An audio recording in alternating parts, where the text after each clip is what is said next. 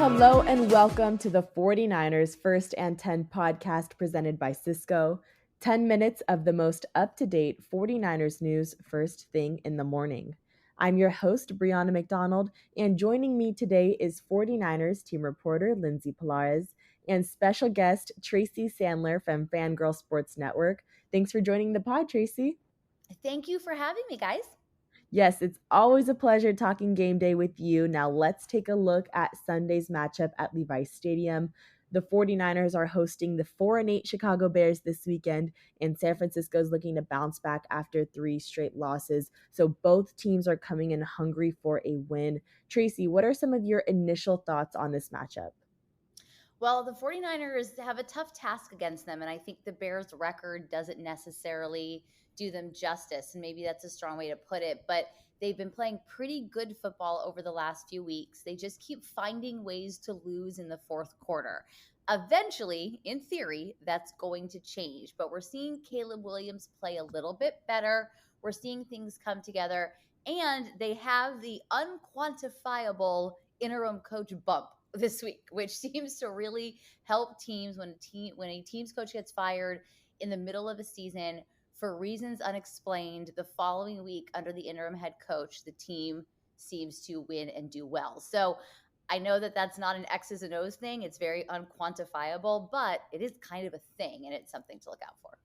Yeah, definitely. Another thing to look out for in this game day is that there's unfortunately been quite a few injuries to track from the Niners side, especially after that Bills game.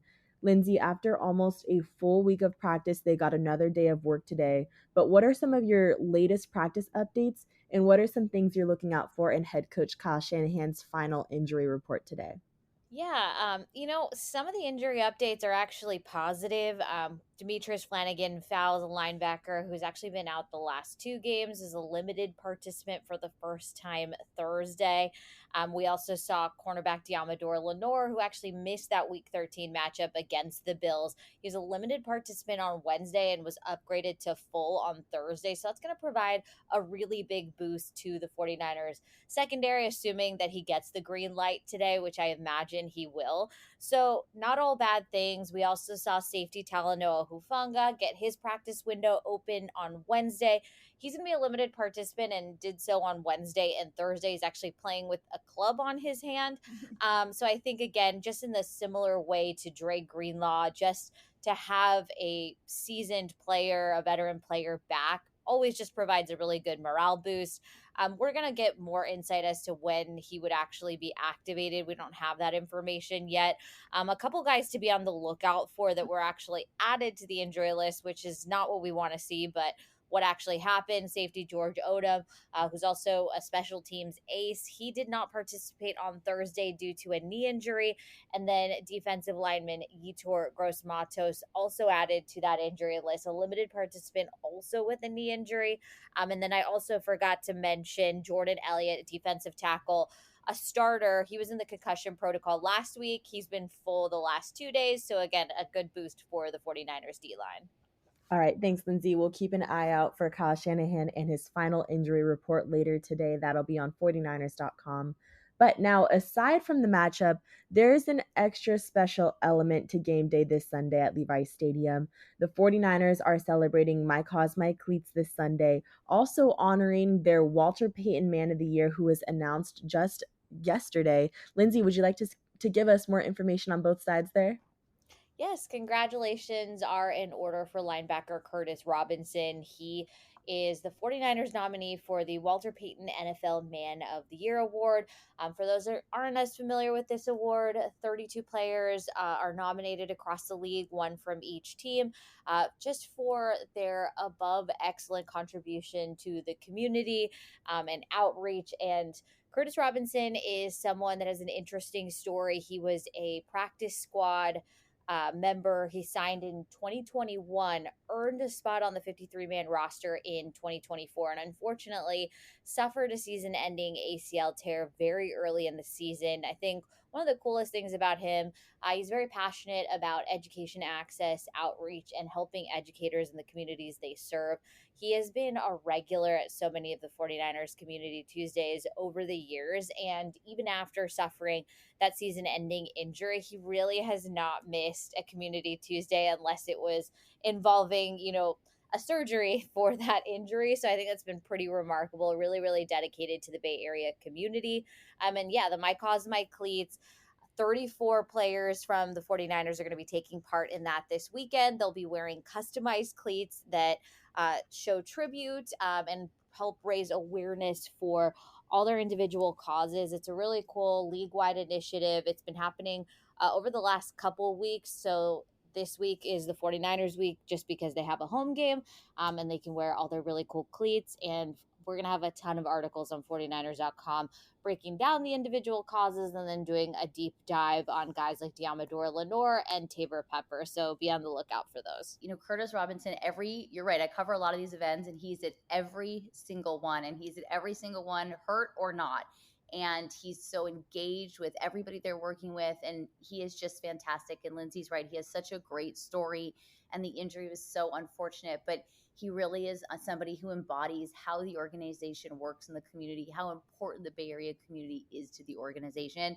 So big congratulations to Curtis Robinson on that nominee. And with My Cause My Cleats, I think it's the most fun part of the year, because when you talk to the guys about their causes and they show you their cleats, there's a level of pride and excitement in the causes that they're talking about, in having designed their cleats. And I think it really gives the players an opportunity to show fans the other side of things that are important to them, because sometimes fans can forget players are human and there are things that are important to them other than football. And we get to see kind of what those causes are, how they spend their time, how they spend their resources building those causes up. And again, with the designing of the cleats, it's just a really fun weekend, and it's a really fun day throughout the NFL. Obviously, I've really just covered the 49ers doing it over the last several years, but it's just a really cool thing to see. All right. Well, thank you so much, Tracy. Now let's talk about Sunday's matchup against the Bears again. They're coming in 0-5 in the road in 2024. A lot of those struggles have come from close losses, so really tough games, emotional games for them. What's your perspective on how the 49ers could possibly capitalize and take advantage of these struggles and come out with a win on Sunday?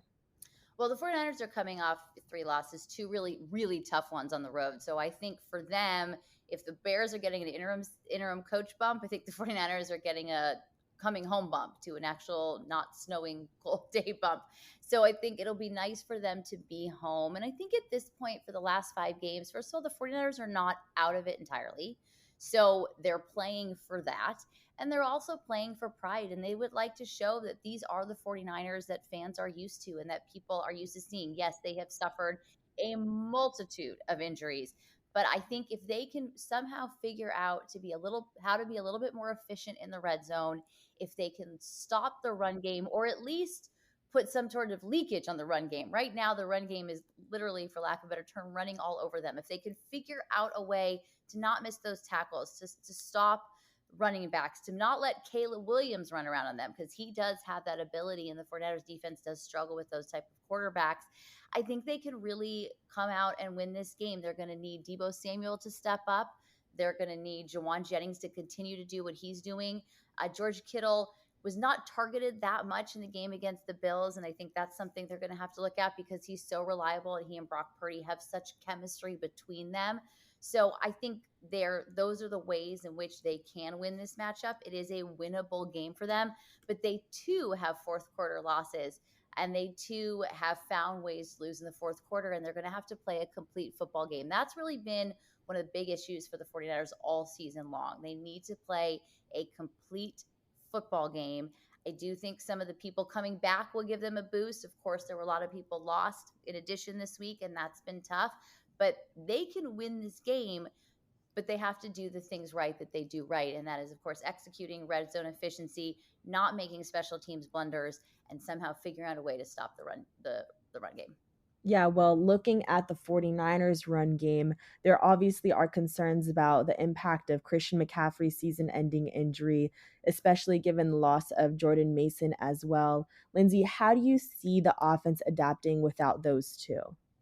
I think it is something the 49ers have had to do a lot this season, just given with how long the injury list is now and how it has been in previous weeks. It's all about the next man up. For the 49ers in week 14, that is going to be rookie running back Isaac Guerrero.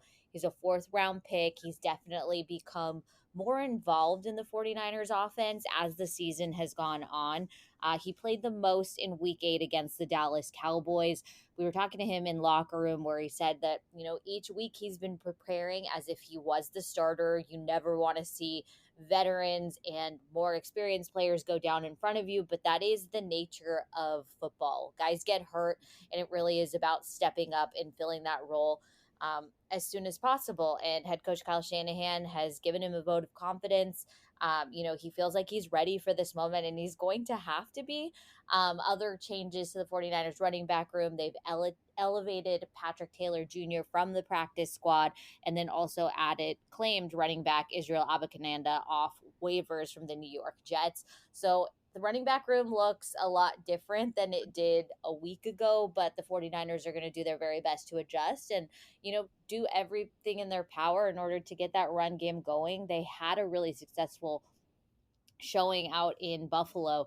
They actually had 150 plus yards on the ground, obviously different personnel out there, but they still are a talented team. So now it's just about utilizing different players in this week.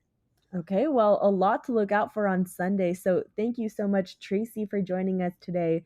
Faithful, don't forget to tune into the Bears vs. Niners game on Fox at 1:25 p.m. Pacific time. Subscribe to First and 10 presented by Cisco for all of your 49ers updates and turn on the notifications for any breaking news. Thanks for tuning in.